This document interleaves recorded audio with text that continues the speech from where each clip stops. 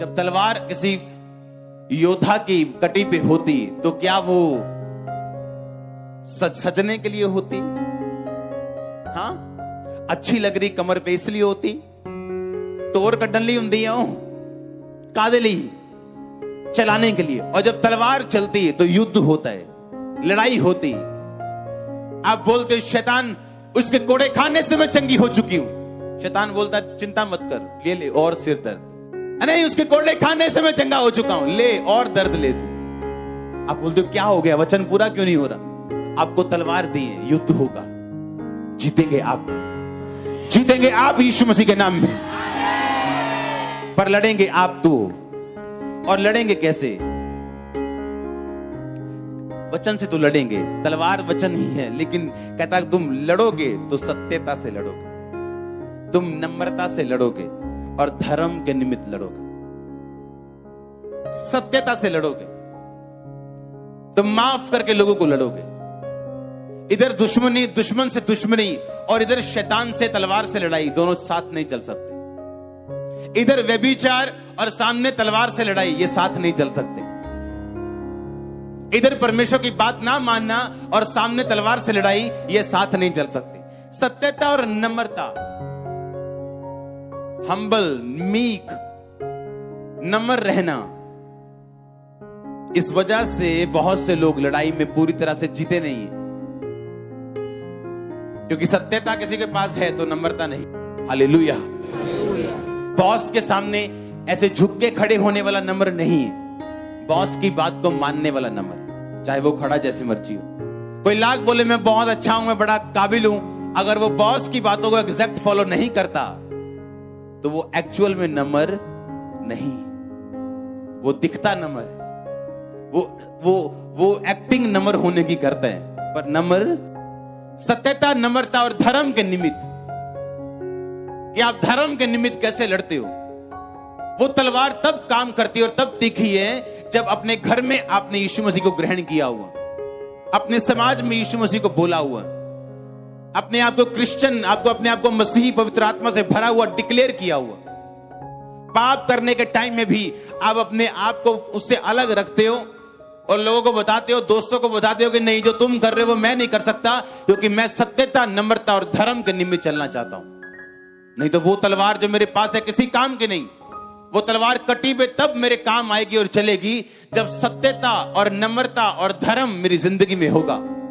फिर परमेश्वर कहता मैं तुझे ऐश्वर्य दूंगा और प्रताप दूंगा, तेरी ग्लोरी जो होगी दोपहर के सूर्य की नहीं होगी, ऐश्वर्य होगा और तू सफलता के ऊपर सवार होगा।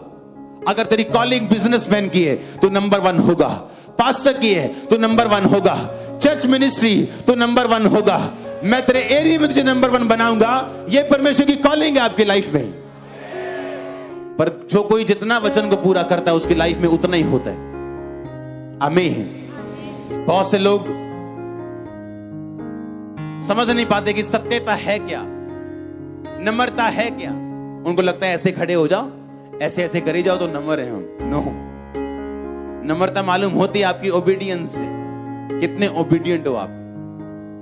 जो प्रोटोकॉल आपको दिया गया, जो काम आपको दिए गए, आप उसे पूरा करते हो कि नहीं। अगर नहीं करते हो तो आप एक्टर हो, नम्र नहीं हो।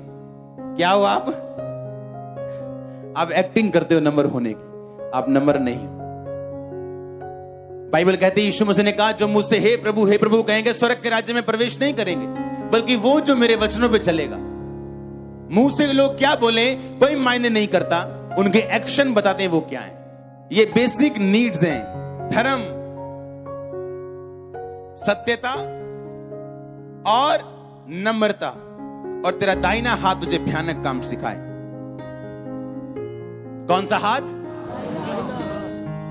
आपका रिश्तेदार बीमार है, आपको फोन करके बोल रहे हैं कि मैं बीमार हूं, और आपने अपनी तलवार को कटी में बांधा हुआ, सत्यता, नम्रता, धर्म से आप चल रहे हो। आप बैठ जाओगे प्रेयर में और उसे सिखा दोगे आप कौन हो। यह भयानक काम है कि आपका रिश्तेदार आपको फोन करके बोल रहा है कि बहन तुझे मैंने फोन करके प्रेयर करने के लिए बोला था, मैं ठीक हूं, मेरा काम हो गया। क्योंकि आपका दाहिने हाथ को भयानक काम सिखाने के लिए, आपको दिखाने के लिए परमेश्वर ने दिया। दाहिना हाथ मतलब अथॉरिटी, अधिकार। जो एक तलवार बांधा हुआ व्यक्ति, आत्मिक सत्यता, नम्रता और धर्म के निमित्त चलने वाला व्यक्ति अपने पास रखता है। आपका बॉस भी देखता है उस तलवार को, अगर आपके पास है तो। आपके रिश्तेदार देखते हैं उस भयानक कामों को, आपका स्टाफ भी देखता है उन भयानक कामों को जो परमेश्वर आपके द्वारा करता है, क्योंकि आप वो व्यक्ति जो सत्यता, नम्रता और धर्म के निमित्त चल रहे हैं। मैं नहीं कह रहा आप आज सुन के जाएंगे और कल ऐसे ही बन जाएंगे, लेकिन आप ट्राई कर सकते हैं, उसमें बन सकते हैं। लोग बोलते हैं इंसान परफेक्ट नहीं हो सकता, इंसान गलतियों का पुतला है। बाइबल क्या कहती है? सिद्ध बन जिस तरह तेरा स्वर्ग के पिता। इसका मतलब आप सिद्ध बन सकते हो, ट्राई तो करो, आगे तो बढ़ो। आप गिरोगे, उठोगे, गिर के गिरे मत रहो। गिरना प्रॉब्लम नहीं है, गिर के गिरे रहना प्रॉब्लम है। आप गिरोगे, उठोगे। जब एक बच्चा चलना सीखता तो गिरता है, लेकिन वो बैठ नहीं जाता, रोता है 2 मिनट, फिर उठ जाता है, भूल जाता है। भूल जाओ पुरानी बातें, फिर से चलो, और प्रभु आपको खड़ा करेगा, और वो आपको ऊंचाई पे खड़ा करेगा। उसने पतरस को किया, वो आपको करेगा। वो बदलने वाला परमेश्वर नहीं है। बस गिरे मत रहो, उठ जाओ और खड़े हो जाओ। आमीन। और फिर चलो, फिर चलो। आप थकेंगे, बैठ जाएंगे 2 मिनट, कभी टांग पे चोट लगेगी, कभी बाजू पे लगेगी, आप बैठ जाएंगे, फिर से खड़े होंगे। एक दिन आप भागना सीख जाएंगे और अपने परिवार को साथ भगाना भी सीख जाएंगे। उसने कहा तेरा दाहिना हाथ तुझे भयानक काम सिखाए। आप भयानक काम करने के लिए बुलाए गए हो। क्या ये भयानक काम नहीं? जो 80,000 यूरो नहीं कर सके वो एक प्रेयर ने कर दिया। जो IVF नहीं कर सका, जो डॉक्टर नहीं कर सके, वो प्रेयर ने कर दिया। जिसका इलाज नहीं है मेडिकल साइंस में, वो प्रेयर ने कर दिया। तो परमेश्वर ने कहा मैंने तुम्हें भयानक काम करने के लिए बुलाया। उसने कहा लोग तेरे साथ होंगे, डिवाइन हेल्पर्स तेरे साथ होंगे। अगर तू सत्यता, नम्रता में चलेगा, तेरे होठों पे अनुग्रह होगा। अगर तू सुंदर होगा, परम सुंदर होगा, धर्म से प्रीति रखेगा, दुष्टता से बैर रखेगा, अगर तेरे सिर पे तेल होगा, अनॉइंटिंग होगी, अभिषेक होगा, तू सफलता पे सवार होगा, तेरी कटी पे तलवार होगी, तो भयानक काम सीखेगा। तेरा दाहिना हाथ तुझे भयानक काम करना सिखाएगा। तेरा दाहिना हाथ तुझे भयानक काम सिखाए। तलवार कहां बांधनी है? कटी पे। सत्यता, नम्रता, धर्म के निमित्त अपने ऐश्वर्य और प्रताप के ऊपर सफलता से सवार हो। ये मेरी प्रेयर पॉइंट्स है मेरे, जो मैंने लिखे। हाँ, पहली प्रार्थना किस चीज के लिए करनी है, दूसरी, तीसरी, चौथी, पांचवी, इस तरह से मैं प्रार्थना कर। आपको प्रेयर पॉइंट्स करके प्रार्थना करनी है। और एक दिन में 30 पॉइंट लिखने की जरूरत नहीं। बैठ जाओ प्रेयर में। आपको पता है कि 4-5 पॉइंट्स हैं आपके पास, लिखो, फिर लड़ो उन पे, मारो मुक्के, पकड़ो शैतान को। रोज अगर एक पापी विधवा का न्याय कर सकता है, परमेश्वर ने कहा वो लोग जो दिन रात मेरे नाम की दुहाई देते, मैं उनका न्याय क्यों ना करूंगा। तो अपने आप से पूछने की जरूरत है, क्या मैं दिन रात दुहाई देने वाला व्यक्ति हूं, या सिर्फ विश रखता हूं मुझे ये मिल जाए, मेरा ये काम हो जाए, मैं ठीक हो जाऊं।